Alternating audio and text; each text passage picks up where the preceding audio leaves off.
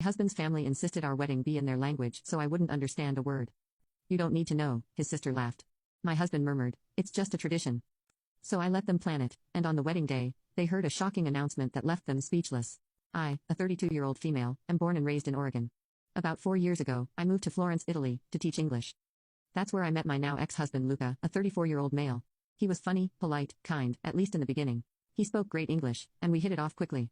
After a year and a half of dating, he proposed, and I said yes. At first, I thought I was marrying into a big warm Italian family. I wasn't expecting to be wrapped in open arms, but I thought they'd at least try to include me. They didn't. Luca's family is from a town in the Veneto region, about 2 hours north of Venice. They speak a dialect of Venetian that's very different from standard Italian. I understand and speak decent Italian, but Venetian might as well be a different language. When we started planning the wedding, I brought up the idea of having the ceremony in both English and Italian. My parents and a few close friends were flying in from the US, and I wanted them to feel included. That's when things started to go weird. Kira, Luca's sister, interrupted me mid-sentence. She laughed and said, "Oh no. It has to be in our dialect, that's how it's always been." I asked, "Can we do a translation or at least parts in English for my family?" She looked at me and said, "You don't need to know. You'll get the general idea." I looked at Luca, expecting him to say something. He didn't, he just said, "It's just tradition. You'll understand the important parts." I felt uncomfortable. I didn't like being dismissed like that, but Luca seemed so sure it was normal, and I didn't want to start drama. I told myself, it's just a wedding. One day, I regret thinking that now. As soon as the language decision was made, I was shut out of everything. Every planning meeting was in Venetian dialect. I'd sit there, smiling like a fool, while everyone spoke around me. When I asked questions, they'd say, "Don't worry. We've got it under control." Chiara made a joke once, "You'll be surprised, just show up in the dress." And they laughed. Even my name wasn't used on the invitations.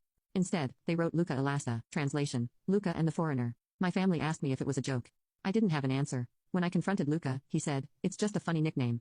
My mom likes it, they're not being mean," but they were. At every turn, I was reminded that I wasn't part of the family, that I was being tolerated, not welcomed. About a month before the wedding, I noticed Luca had changed. He stopped talking about the honeymoon. He wasn't affectionate. He seemed stressed, distant, short with me. I chalked it up to nerves. I didn't want to be paranoid, but I had this gut feeling that something wasn't right. Then my best friend Cassie came to visit. She's fluent in Italian, not the dialect, but she understands a lot. She came with me to one of the final planning meetings. We sat at the back while they went over details. Nobody paid attention to her, probably assuming she couldn't understand. Later that night, she said they're planning something, and it's not just the wedding. I heard Kira say something about putting you in your place, about showing you what this family is really about. She said the tone was wrong. It wasn't about celebration. It was about control. I felt sick. Cassie and I started digging. We borrowed a program outline someone had left on a chair. It was in Venetian, but with help from a translator I hired. Yes, I had to pay someone to understand what my own wedding would be. We got it translated. It wasn't a celebration, it was a humiliation. The priest's vows included lines about how the bride comes from outside and must adopt, and how she must follow her husband's guidance to integrate into the family values. There was a whole section reserved for Kira. A speech in it. She was planning to say, "We never thought Luca would marry outside, but we've always been a generous family. We opened our arms to someone different, someone foreign." The word foreign kept coming up again and again. Even the music playlist had songs mocking Americans.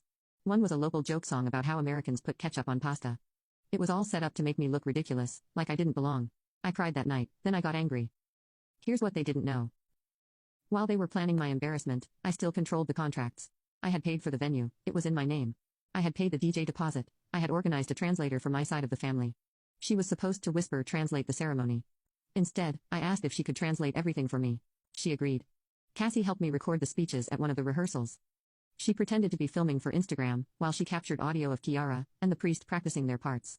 I rented a second speaker system.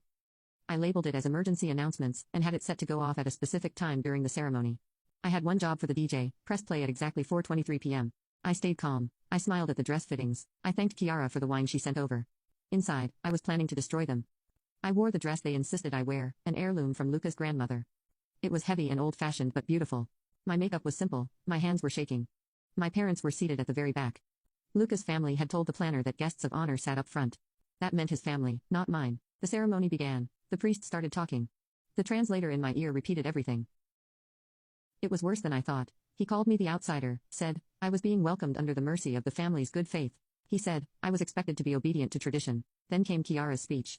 She smiled as she stood. She looked straight at me, and the translator whispered, "This is our family. We are proud, we are united, and we do not change for others." People clapped. I looked at Luca, he didn't look at me. The speakers crackled, my voice came on. Not pre-recorded, live. Hello everyone. I've been asked not to speak today. I've been told I don't need to understand. That it's not for me to question this family's ways. That I'm a foreigner. Silence. Dead silence. I heard what you said about obedience. About how lucky I am to be accepted. I've heard the jokes. I've read the program. I know what this wedding really was. People started shifting in their seats. I saw Luca whispering something to his mother. I wasn't finished. You planned this wedding in a language I couldn't understand. You planned speeches mocking me. You laughed behind my back. The second recording started. Kiara's voice, the speech rehearsal. She's clueless. She'll just stand there smiling. It'll be hilarious. People gasped. Then the priest's voice. This will teach her how things work around here. The recording cut off. People were frozen. Luca's aunt dropped her wine glass. It shattered on the stone floor. My mother-in-law's mouth was open, her hand clutching her pearls like this was a funeral. Kiara looked like she'd swallowed a lemon. The priest tried to step forward, muttering something, but I kept going. I didn't come here to be mocked. I didn't agree to marry into a joke. I'm not some clueless outsider you get to parade around and humiliate in front of your village. I turned to my family, sitting in the back row. I see now why you were put back there.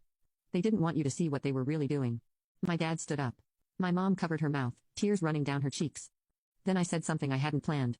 I looked at Luca, still silent, still frozen. You had a chance to stop this. You knew, you heard every word. You sat next to me at night while they planned this. And you said nothing. Still, he said nothing. That silence, it told me everything I needed to know. I was about to walk away when someone else stood up.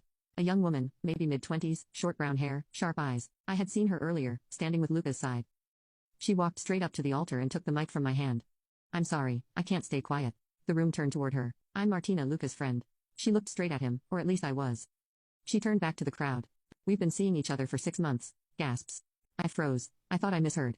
My legs felt numb. Kiara started yelling something in dialect. The priest tried to pull Martina away from the mic. She wouldn't let go. He told me he wasn't really in love. That he was doing this for his family. That she pointed at me, was just this safe option. I couldn't breathe. Luca still said nothing. His face was pale. His mouth opened and closed, but no words came out. So I said it for him. You cheated. He didn't deny it. He didn't even look at me. People were whispering now. Not in dialect, just loud, confused whispers. My translator took out her earpiece and walked over to me. They're embarrassed, she said. They didn't know. Some of them didn't, maybe, but Kiara, she knew. She looked furious, not ashamed. She walked up to me. This was supposed to be a family event, she hissed. You've ruined it. I looked her dead in the eye. No, you ruined it. I just showed everyone what it really was. She slapped me hard. Gasps again. Someone shouted, enough. It was the venue manager. He came storming in from the side door. This is over, everyone out now. I could have just left, taken my family, and walked out, but I didn't. I walked back to the mic one more time. I didn't come to Italy to be part of a circus. I came here for love, real love and respect. And instead I got lies, cruelty and silence. I paused. And I want you all to remember something. I paid for this venue, so my family will eat. We will dance, we will enjoy the night. I looked at Luca. You're not invited. Then I turned to the DJ and gave the signal. He played the song I had picked weeks ago. Respect by Aretha Franklin. My parents clapped. Cassie grabbed my hand. My cousin stood up and started cheering. Everyone else, they just stood there, awkward and stunned, and slowly started leaving. After they left, we stayed. My family, Cassie, a few of Luca's cousins who whispered to me, we had no idea. We're so sorry. I believed them. We ate the food. We danced. The photographer, still under contract, took every photo I asked for. Not a single shot of Luca. But here's where it got worse.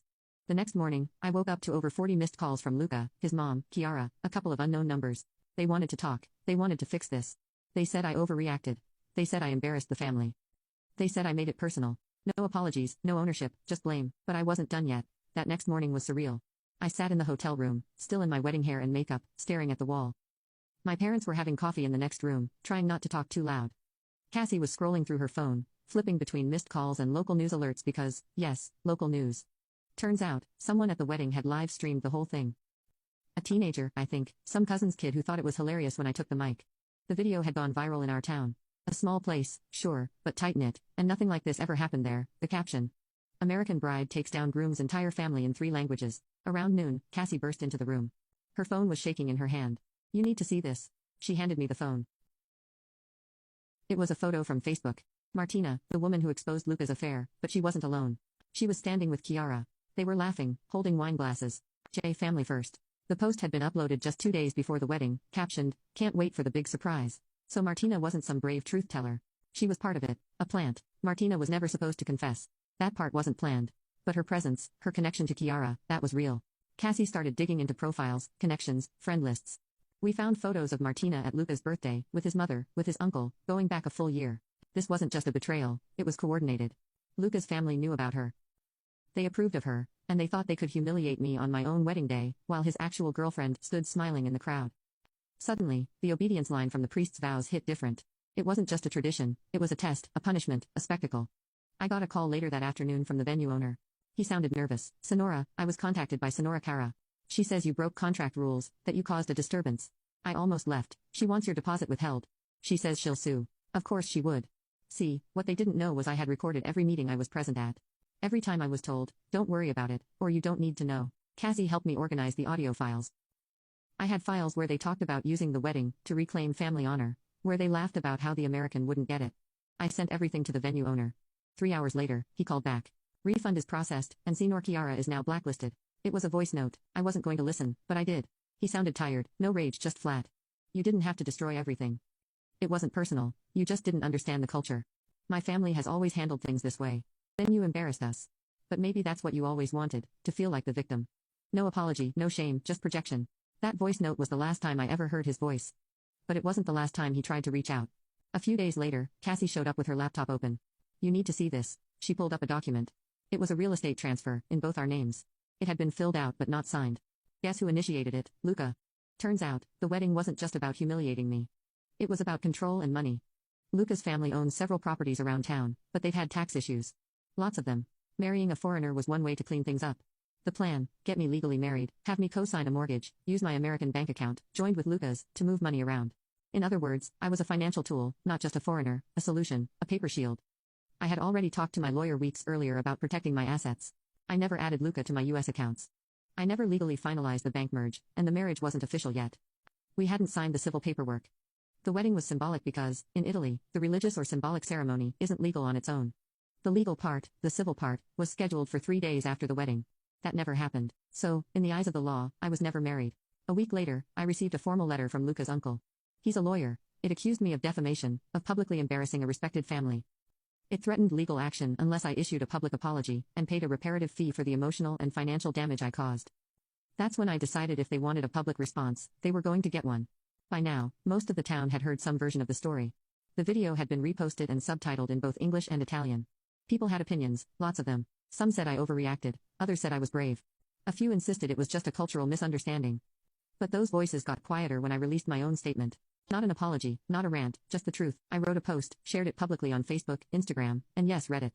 I laid out everything: the recordings, the translator, the humiliating ceremony, the planned mortgage scam, the fact that I was never legally married. I even posted screenshots of Martina and Kiara and the date-stamped, family first photo. It exploded again, and that's when Kiara snapped. 3 days later, I was having lunch at a quiet cafe in town. Cassie was with me. We were finally breathing again. That's when Kiara showed up. No hello, no smile. She slammed her hand on the table. You think you're some kind of hero? You're trash. You humiliated us. You made my family look like criminals. I calmly looked at her and said, I didn't make you look like anything. I just held up a mirror. People nearby started watching. One waiter froze with his tray midair. She kept going. You ruined Luca's life. He's depressed. My parents can't go to church without people whispering. Do you know what you've done? Cassie stood up. She protected herself. Kiara turned to me. Her voice dropped low. You were never going to be one of us. You walk around like you're better because you speak perfect Italian and wear your little American shoes, but you'll never understand our family. I stood up then, full height, no shaking, and I said loud and clear, you're right. I'll never understand how a family can lie, cheat, plan a public humiliation, and still expect loyalty in return. I'll never understand how someone like you can smile while stabbing someone in the back. I don't want to understand it because that's not family. That's a cult. Kiara raised her hand again, like she was going to hit me, but someone stopped her. Luca. He grabbed her wrist, pulling her back. Stop, just stop. He looked at me. He looked broken, pale, sunken cheeks like he hadn't slept in days. I didn't want it to be like this, he said. It got out of control. I said nothing. I didn't know they planned to make speeches about you. I didn't hear the recordings until after. I thought it would be fine. He turned to Kiara. You told me you'd keep it light, that it would be respectful, that Martina was just coming as a friend. Kiara scoffed. You're blaming me now. Luca looked back at me. I was weak. I let it happen. I let everyone push you out, and I stood by and watched. His voice cracked. I was scared of losing my family, so I let them destroy us instead. There it was. Not an excuse, not really an apology, just the truth. I wanted to scream. I wanted to say, now you say something. After everything, but I didn't. I looked at him, and all I saw was someone I used to love. Someone who betrayed me, not with one action, but by standing still while I drowned. I don't hate you, I said, but I don't trust you, and I never will again. Luca nodded, then quietly walked away. Kiara followed, still fuming. She turned one last time and hissed, you'll regret this. Cassie said loud enough for the whole cafe to hear. No, I think you will. Kiara did try to sue. It went nowhere. The evidence I had, emails, recordings, the translator's sworn statement, was ironclad. Her own messages sunk her. The court dismissed it immediately, but the damage to their reputation was permanent. Their family bakery lost several longtime clients. People in the village started whispering about them, not in admiration, but in shame. As for Martina, turns out she was just another pawn. She disappeared, deleted all her social media. I heard later she had moved to Milan. Luca, he sent one final email. I'm sorry, you were right about everything. I hope someday you can forgive me. I never replied. I flew back to Oregon a month later. No big speech, no closure talk with Luca's family, just a clean break. For the first time in a long time, I felt free. People ask me if I regret moving to Italy. No, Italy didn't fail me, he did, they did, but I don't regret standing up for myself. I don't regret turning the mic on. I don't regret refusing to shrink into the silence they tried to trap me in. Sometimes people say, you must be so strong, but I wasn't. I was terrified, but I still told the truth.